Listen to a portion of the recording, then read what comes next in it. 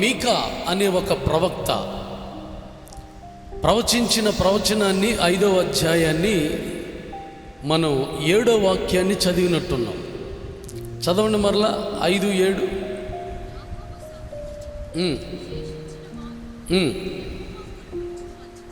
ఆమేన్, హల్లెలూయా.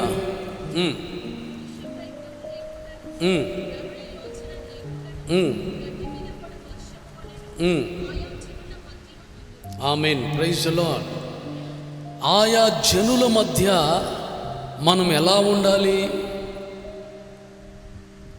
ఇజ్రాయేలీలు యాకోబులో శేషించిన వారు, అనగా దేవుని కొరకు బ్రతికేవారు, దేవుని కొరకు జీవించేవారు, దేవుని ఆజ్ఞలను, దేవుని కట్టడలను, దేవుని విధి నియమాలను తూచా తప్పకుండా అనుసరిస్తూ ఉన్న జనులు, శేషించిన జనులు, మిగిలిన ఈ ప్రజలు దేవుని యొక్క ఆజ్ఞలను పూర్తిగా అనుసరిస్తున్న ఈ జనులు ఎలా ఉంటున్నారు అని ఇక్కడ మీకా 7వ వచనములో మనకి చెబుతున్నారంటే, శేషించిన జనులంట యెహోవా కురిపించే మంచు వలె ఉంటారట. మంచు అనేది సహజంగా దేవుడు ఆజ్ఞాపించినప్పుడు పడుతూ ఉంటుంది. దేవుడు ఎప్పుడో చెప్పేశాడు, ఏమనంటే మంచు కురిసే, వర్షం కురిసే విధానాన్ని దేవుడే ప్రణాళిక ప్రకారం, పద్ధతి ప్రకారం వాటిని నియమించాడు. ఋతువులు, కాలాలు ఇవన్నీ కూడా దేవుడు కురిపించే మంచు ఎలా ఉంటుంది? ఇది సీజన్ ప్రకారంగా పడుతున్న మంచుకే ఇంత ప్రభావం ఉంటే, సీజన్ ప్రకారంగా కురుస్తున్న వర్షానికే ఇంత ఆశీర్వాదం ఉంటే, మరి దేవుని ప్రణాళిక ప్రకారం కురిపించే, దేవుడు కురిపించే మంచుకి ఎంత శక్తి ఉంటుంది? మనమంట ఆయా జనుల మధ్యలో, ఆయా సమాజం మధ్యలో, యవనస్తుల మధ్యలో, లోకం మధ్యలో, పాపుల మధ్యలో, దేవుడంటే ఎరుగని జనుల మధ్యలో మనం ఎలా ఉండాలంటే, దేవుడు కురిపించే మంచులాగా ఉండాలి. మంచు ఎలా ఉంటుంది? తెల్లగా ఉంటుంది, చల్లగా. చెప్పండి దాని లక్షణాలు. చల్లగా ఉంటుంది. ఇంకా ఆ గుణాలేంటి తెలుసా మంచుకి? దేనిని పాడు చేయనీదు. అందుకే ఫ్రిడ్జ్ కనిపెట్టారు కదా. ఫ్రిడ్జ్లో ఏమొస్తుంది? ఐస్ మారిపోతుంది, ఒక మంచులాగా. అది చల్లదనం ఇచ్చేది. ఆటోమేటిక్గా దాంట్లో ఉండి అలా వస్తుంది. కొన్ని దేశాల్లో మంచు భయంకరంగా కురిసేస్తుంది. వాళ్ళు బయటికి రాలు, ఎముకలు కొరికేసే మంచు. మన దేశంలో మంచు తక్కువే. మన దేశం అన్ని వాతావరణాలకి కరెక్ట్గా ఉంటుంది మనది. కొన్ని కంట్రీస్ అలా ఉండవు. అందుకే వాళ్ళు ఆ చల్లదనానికి తట్టుకోలేరు. కొన్ని దేశాలు వేడి మంటలో, సౌదీ అరేబియా, గల్ఫ్ కంట్రీస్ అన్నీ కూడా అరణ్య, ఇసుక రేణు, ఎడారి జీవితాలు అవన్నీ. అక్కడ 24 గంటలు వేడి వేడి వేడి వేడి. సౌదీలో ఏసీ లేని ఇల్లు లేదు, ఉండదు. ఎందుకంటే ఆ వేడి మీకు తట్టుకోలేరు. 48-50 అబవ్ ఉంటుంది అన్నమాట, ఎనీ టైం, ఎప్పటికీ. అందుకని కొన్ని దేశాల్లో మంచు కురిస్తే, మంచు గడ్డలు కురుస్తుంటే, కొన్ని దేశాల్లో ఎండలు విపరీతంగా వేస్తుంటే, కొన్ని దేశాల్లో ఇలా ఉంటే, కొన్ని దేశాల్లో అలా ఉంటే, ప్రపంచం అంతా రకరకాలుగా ఉంటున్న ఈ సందర్భాల్లో మన దేశం మాత్రం చాలా అన్ని వాతావరణాలకి అనుగుణంగా ఉండే దేశం మనదొక్కటే అనిపిస్తుంది. ఆమేన్. వేసవికాలంలోనే, వర్షాకాలంలోనే, మంచు కురిసే సమయంలోనే. అందుకని మంచుకి ఉన్న లక్షణాలు దేవుడు అంటున్నాడు, శేషించిన నా ప్రజలు, యాకోబు సంతతిలో శేషించిన వారు దేవుడు కురిపించే మంచు వలె, మనుష్య ప్రయత్నము లేకుండా, నరుల యోచన లేకుండా గడ్డి మీద పడు వర్షము వలె ఆయా జనుల మధ్య ఉందురు. ఆమేన్, హల్లెలూయా. మనం ఎలా ఉండాలి? ఇప్పుడు మనం ఒక తీర్మానం చేసుకోవాలి, మనలో ఒక కార్యసిద్ధి కలగాలి. మనం ఎలా ఉండాలంటే, ఎప్పుడు సరైన భాషలో మీకు చెప్తున్నాను, కూల్గా ఉండడం నేర్చుకోవాలి. మంచు ఈజ్ ఈక్వల్ టు ఏంటి? చల్లదనము. ఇంగ్లీష్లో దాన్ని కూల్. అది ఎలా సాధ్యమవుతుంది? మరి ఇజ్రాయేలీలు దేవుని కొరకు బ్రతికేవారు, దేవుని కొరకు నడిచేవాళ్ళు ఎప్పుడు కూడా ప్రశాంతంగా ఉంటారు, కూల్గా ఉంటారు, ప్రశాంతంగా ఉంటారు. నా వైపు చూడాలందరూ. కూల్గా. మనం ఏదన్నా సమస్య వచ్చిందంటే కలవరపడిపోతాం, ఏదన్నా జరిగిందంటే అయోమయమైపోతాం, మనం మోసపోయామంటే తల్లడిల్లిపోతాం, లేకపోతే ఏదన్నా అయిందంటే గలిబిలైపోతాం. కానీ దేవుని ప్రజలు ఎప్పుడు కూడా ప్రశాంతతను అనుభవించాలి. కష్టములోనైనా, నష్టములోనైనా, శోధనలోనైనా, ఇరుకులలోనైనా, ఇబ్బందుల్లోనైనా. ఎందుకు వాళ్ళకంత ధైర్యము, ఎందుకు వాళ్ళకంత ప్రశాంతత, ఎందుకు వాళ్ళకంత కూల్ అంటే, నిజానికి వాళ్ళ యందు దేవుడు నిలిచి ఉంటాడు కాబట్టి. ఆమేన్, హల్లెలూయా. నిజానికి దేవుడు వారితో ఉంటాడు కాబట్టి. సింహాల గుహలో పడద్రోయబడుతున్న దానియేలు ప్రార్థనా పరుడు కాబట్టి అతడు అంతరంగములో ఎంత కలత చెందాడో, మానసికంగా ఎంత కృంగిపోయాడో కానీ అతనికి ఒక మనోధైర్యం ఉంది. ఏంటంటే, నా దేవుడు నాతోనే ఉన్నాడు అనే ధైర్యం.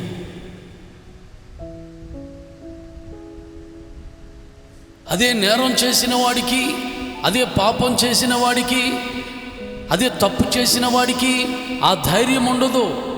ఎందుకంటే దేవుడు వాని పక్షాన ఉండడు. దేవుడు వారి పక్షాన ఉండాలంటే, దేవుడు నీతో ఉండాలంటే, దేవుడు వారితో ఉండాలంటే, లేకపోతే మనతో ఉండాలి అంటే, ఆ ధైర్యము, ఆ కూల్, ఆ ప్రశాంతత మనకి రావాలంటే మనలో ఆ అప్రైట్, యథార్థత, నీతి అనేది మనలో కనబడినప్పుడు మాత్రమే ఆ ప్రశాంతతని మనిషి పొందుకోగలుగుతాడు. అందుకే కీర్తనకారుడు అంటాడు కదా, దేవుడు ఏ పట్టణములో ఉంటే ఆ పట్టణానికి చలనము ఉండదంట. మనలో దేవుడు ఉండేది తక్కువ, ఈ లోక సంబంధమైన సమస్యలు ఉండేది ఎక్కువ. మనం దేవుని యొద్దకు వెళ్ళేది తక్కువ, దేవుడు మన దగ్గరకు వచ్చేది తక్కువ, దేవుని మనం వెతికేది తక్కువ.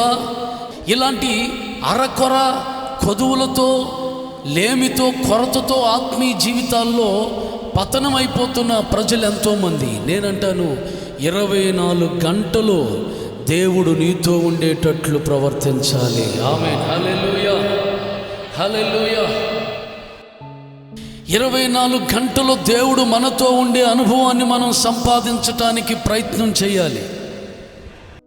దేవుడు 24 గంటలు నీతోనే, నువ్వు 24 గంటలు దేవునితోనే. అది వాక్యం చదువుతూనే, ప్రార్థన చేస్తూనే, లేకపోతే పాట పాడుతూనే, ధ్యానం చేస్తూనే, ఏదో ఒక కోణంలో నువ్వే పని చేసినా నిద్రలో కూడా దేవుని స్తుతించవచ్చు. స్తోత్రం చెప్పు, చప్పట్లు కొట్టి, చేతులెత్తి. అసలు ఆ ధ్యాస ఉంటే కదా మనిషికి రోజున. యవనస్తులు చూస్తే ఏ సినిమాకి పోదామరా, ఎడు తిరుగుదామరా. వృద్ధులు చూస్తే, పెద్దలు చూస్తే ఏ సీరియల్ చూద్దామరా. లోకం చూస్తే ఎటు పోదామరా. ఎప్పుడు ప్రార్థనలో కూర్చుందాం, ఎప్పుడు పాటలు పాడుకుందాం, ఎప్పుడు ధ్యానం చేద్దాం, ఎప్పుడు దేవుని సన్నిధికి వెళదాం, ఎప్పుడు దేవుని యొద్దకు పరిగెత్తుకొద్దాం, ఎప్పుడు దేవుని కొరకు బ్రతుకుదాం. వ్యాపారస్తులు చూస్తే వ్యాపారం, పనులు వాళ్ళు చూస్తే పనులు. 24 గంటల్లో దేవుని కొరకు బ్రతికేది తక్కువ, వాళ్ళ కొరకు బ్రతికేది ఎక్కువ. దేవుడు మాత్రం 24 గంటలు నీకు ఉండాలంటారు. అది సమంజసమేనా? కాబట్టి ఒక తీర్మానం చేసుకోవాలి, దేవా నేను కూడా నీ కొరకే 24 గంటలు తపిస్తానయ్యా. హల్లెలూయా. నీ కొరకే స్మరిస్తానయ్యా. నీవు లేని క్షణము నా జీవితములో ఉండకూడదు ప్రభా. కాబట్టి ఆయన లేని రోజే కాదంట. ఆ సేవకుడి హృదయములో వచ్చిన పదాలు అంటే దేవునితోనే గడుపుతున్నాడు. తెల్లారు లెగిస్తే ప్రభు స్మరణే, బైబిల్ వాక్యమో, ధ్యానమో, పాటో, కోటమో, ఆరాధనో, లేకపోతే ఎవరి యొక్క అనుభవాలో దేవుడు చేసిన అద్భుతాలు వినడమో, ఆ కళ్ళతో చూడటమో. దేవుని స్పర్శ లేని రోజు లేదని అతడు రాస్తూ ఉన్నాడు.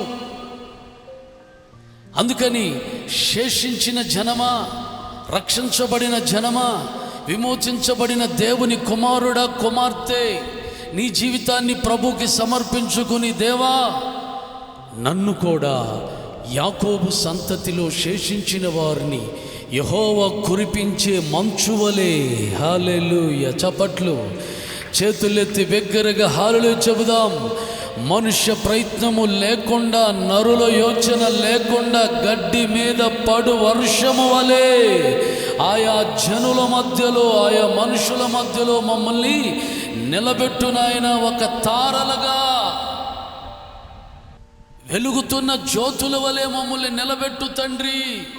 నిలబెడతాడు దేవుడు, కనపరిచేటట్టు చేస్తాడు దేవుడు. నువ్వు దేవునితో గడుపు, నువ్వు దేవునికి సమయాన్ని, ఎవని ప్రయత్నము లేకుండా కురిసే వర్షం అంటది. ఆమేన్. హల్లెలూయా. అయితే మధ్యలో మనుషులు మేఘమదనాలు చేస్తున్నారు. వాళ్ళు లక్షలు ఖర్చు పెట్టుకుని పైకి మేఘమదనం అంటారు దాన్ని, రాపిడి చేసి వర్షాన్ని కురిపిస్తున్నారు. అవన్నీ మనుష్య ప్రయత్నాలు, ఉపయోగం లేని ప్రయత్నాలు. ఏదో కొద్ది గొప్ప కురవచ్చు, కురిస్తే దానివల్ల ఏమంత ప్రయోజనం ఉండదు. ఈ వర్షాల గురించి, ప్రకృతి వర్షాల గురించి నేను చెప్పట్లే. అది దేవుని వల్లనే ఆధీనం అవుతుంది. కానీ కురవమంటే కురుస్తుంది, ఆగమంటే అవునంటారా కాదంట? ఏలియా కురవమంటే కురిసిందా? ఆగమంటే ఆగింది. ఎన్ని సంవత్సరాలు ఆగింది? 3.5 సంవత్సరాలు భూమి మీద వర్షం పడొద్దని దేవుని వలన ఆజ్ఞాపిస్తే ఒక్క చుక్క పడలేదండి. మొత్తం ఎక్కడ చూసినా ఎడారైపోయింది. ఇప్పుడు బెంగళూరు టైప్ అయిపోయింది. బెంగళూరులో నీటి కొరత వచ్చేసి అప్పుడు ఒక అద్భుతమైన పచ్చటి ఏరియా అంటది. ఇప్పుడు బెంగళూరు సాఫ్ట్వేర్ కంపెనీలు వచ్చి, పెద్ద పెద్ద హార్డ్వేర్ సాఫ్ట్వేర్స్ వచ్చి, టెక్నాలజీ అంతా బెంగళూరులో హైదరాబాద్ కంటే ఎక్కువగా బెంగళూరులో, ముంబైలో ఈ టెక్నాలజీ సంబంధించినవన్నీ వచ్చి మొత్తం ఎక్కడికక్కడ అన్నీ కూడా సిమెంట్ చేసి, కాంక్రీట్ చేసి పడేశారంట. ఎక్కువ శాతం ఫ్లోరింగ్. మొత్తం వర్షం కురిస్తే అక్కడెక్కడ నిలబడకుండా ఎక్కడికక్కడ ఎటో వెళ్ళిపోతుంది. ఇప్పుడు బెంగళూరులో నీటి కొరత. రేపటి రోజున హైదరాబాదు కూడా ఇదే స్థితిగతి పడితే మనం ఇక్కడ ఉంటామా? కరువుల్లో రకరకాలు ఉన్నాయి. ఆహారం లేక వచ్చే కరువు వేరు, తర్వాత నీరు లేక వచ్చే కరువు వేరు. ఎన్నో కరువులు వస్తాయి ప్రభు రాకడ సమయంలో. నేను ఎందుకు చెప్పానంటే, ఇది ఈ ప్రకృతి సంబంధమైన వర్షం అని కాదు నేను చెప్పాను. దేవుడు ఆల్రెడీ దానికి ఆజ్ఞాపించేశాడు. నీ కాలములో నువ్వు కురుమన్నాడు. స్తోత్రం చెబుతాం గట్టిగా. నీ కాలములో నువ్వు పండు అన్నాడు. పంటతో చప్పట్లు కొట్టి స్తోత్రం చెబుదాం. ప్రతి చెట్టుకి, ప్రతి చేమకి, ప్రతి వృక్షానికి, ప్రతి సృష్టికి దేవుడు చెప్పాడు, నీ సమయంలో నువ్వు కానీ అన్నాడు. ఇది మాత్రం స్పెషల్ రెయిన్. ఇది దేవుడు కురిపించే వర్షం. ఇది ఒక స్పిరిచువల్ రెయిన్, ఒక ఆధ్యాత్మికమైన వర్షం. ఇది యెహోవా కురిపించే మంచు. హల్లెలూయా. ఇది దేవుని వలన మనుషునికి, దైవ భక్తులకి కలుగుతున్న ఫలము. ఇది దేవుని వలన మనుషులకి ప్రాప్తిస్తున్న గొప్ప భాగ్యము. అందుకే దేవుడు అంటున్నాడు, చెట్టునకు మంచు ఉన్నట్లు నేను నీకు తోడుగా, ఒక చల్లటి అనుభవంలో నిన్ను ప్రశాంతతలోనికి నింపుతానంటున్నాడు భక్తుడను. ఒక భక్తుడిని చూసి దేవుడు కురిపించే వర్షం, దేవుడు కురిపించే మంచు మనిషికి ప్రయోజనకరమైనవి, ఆశీర్వాదకరమైనవి. నేను ఈరోజు చెప్పే మాట ఏంటంటే, మనం కూడా ఓ మంచు కణముల అరుణోదయ గర్భము నుండి వచ్చు మంచు వలె యవనస్తులు పరిశుద్ధలాంకృతులై దేవుని యొద్దకు కనబడతారట. ఎక్కడి నుంచి వస్తుందంట? అరుణోదయ గర్భము నుండి కురియు మంచు వలె. అంటే ఒక యవనస్తుడు, ఒక తల్లి, ఒక సహోదరి, క్రైస్తవ జనం ఒక మంచులాగా, దేవుడు కురిపించే మంచులాగా, యెహోవా మంచు వలె. దేవుని మంచులో ఎంత శక్తి ఉంది, దేవుడు కురిపించే వర్షములో ఎంత ఆశీర్వాదం ఉంది. ద్వితీయోపదేశకాండములో చదవద్దుగా నా మాట చెప్తాను. దేవుని వాక్యం అంట యెహోవా కురిపించే మంచు వలె ఉందంట. వాక్యం ఎలా ఉందంట? మంచులాగా. వాక్యమే శాంతిని ఇస్తుంది, సమాధానాన్ని ఇస్తుంది, సంతోషాన్ని ఇస్తుంది. వాక్యమే ఆశీర్వాదానికి కారణంగా మనల్ని మారుస్తుంది. హల్లెలూయా. మరి దేవుడు శేషించిన తన ప్రజలను యెహోవా కురిపించు మంచు వలె దేవుడు మార్చాలనుకుంటున్నాడు, చెయ్యాలనుకుంటున్నాడు. ఎవరినూ కాదు, నిన్ను నన్ను కూడా అలా ఒక కూల్ పీపుల్గా, ఒక ప్రశాంతమైన ప్రజలుగా, ఒక పీస్ఫుల్. లోకంలోని ఎన్ని అలజడులు మన మీదకి రానియండి, మనం భయపడొద్దు. మన వలన అలజడి ప్రజలకి రాకూడదు. మనం చేసుకున్న తప్పును బట్టి కలవరం నిన్ను వెంటాడకూడదు. నువ్వు చేసిన ద్రోహాన్ని బట్టి శాపం నిన్ను తరిమి తరిమి తరిమి కొట్టొద్దు. ఎందుకంటే నీలో పాపం ఉంటే, నీలో దోషం ఉంటే, నీలో శాపం ఉంటే నీకు నెమ్మది ఉండదు. నీ మనస్సు నెమ్మదిగా ఉండదు, కూల్గా ఉండదు. నువ్వంతా హడావుడి, గలిబిలి, ఏదో ఒక భయంకరమైన అగ్గి నీలో రగిలి నిన్ను కాలుస్తూ ఉంటుంది. అడవిని అగ్గి కాల్చినట్లు, కారు చుచ్చు కొండలను కాల్చినట్లు నీ వలన ఏదైనా దోషము కనబడితే అది శాపంగా మారి, అగ్నిగా మారి, ముళ్ళ కంచె గచ్చ పొదలు కాలినట్లుగా నీ జీవితంలో అసమాధానమే ఉంటుంది, సమాధానం ఉండదు.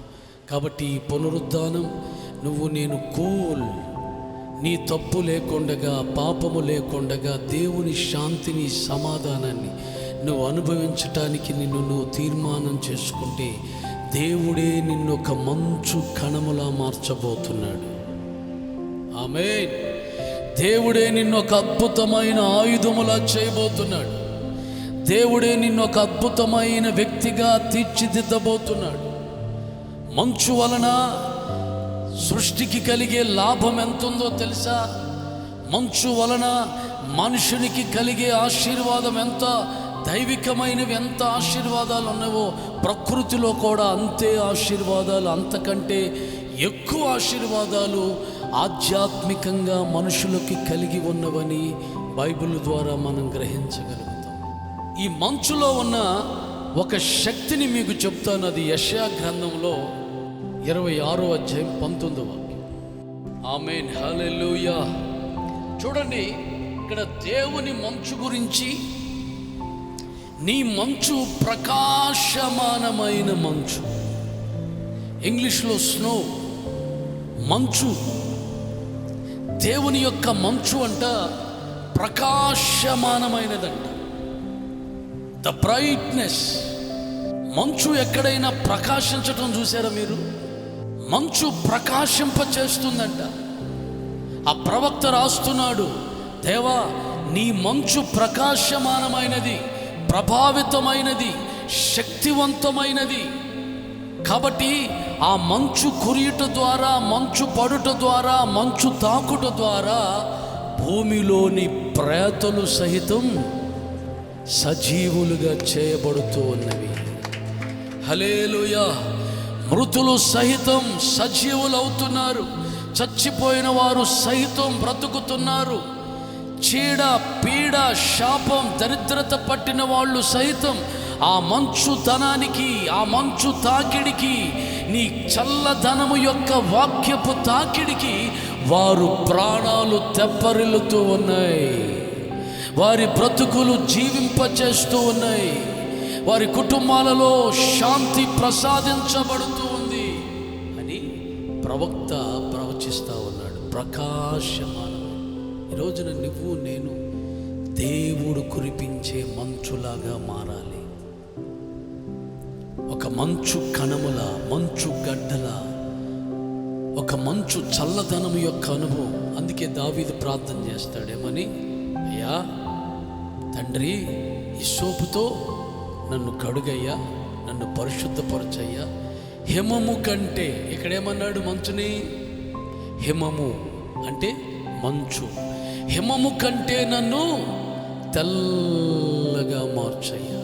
హిమము కంటే నన్ను తెల్లగా మార్చయ్యా అంటే నన్ను ఒక మంచులాగా మార్చయ్యా. దానికంటే ఇంకా ప్రభావమైన శక్తితో నింపయ్యా. ఒక ప్రకాశమానమైన వెలుగుగా నన్ను చేయయ్యా అని ప్రార్థన చేస్తున్నాడు. ఈరోజున నీ ప్రార్థన కూడా అలాగే మారాలి. దేవుని శక్తిని పొందుకునే వ్యక్తివిగా నీ జీవితాన్ని ప్రభువుకి సమర్పించుకోవాలి. సామెతల్లో సొలొమోను ఒక మాట అంటాడు, నమ్మకమైన దాసుడు తన యజమానుని కంట కోతకాలపు మంచు వంటి చల్లదనము వంటి వాడట. ఎలాంటి వాడంటండి? ఎవరు? ఒక దాసుడు యజమానుడికి ఎలా ఉన్నాడంట? కోతకాలపు మంచు వంటి చల్లదనంగా ఉంటాడంట. అంటే ఎంత యజమానుడు మెచ్చుకునేటట్లు దాసుడు పనిచేస్తున్నాడండి. నమ్మకమైన దాసుడు, ఒక నమ్మకమైన పనివాడు, ఒక నమ్మకమైన దేవుని కుమారుడు, ఒక నమ్మకమైన దేవుని బిడ్డ.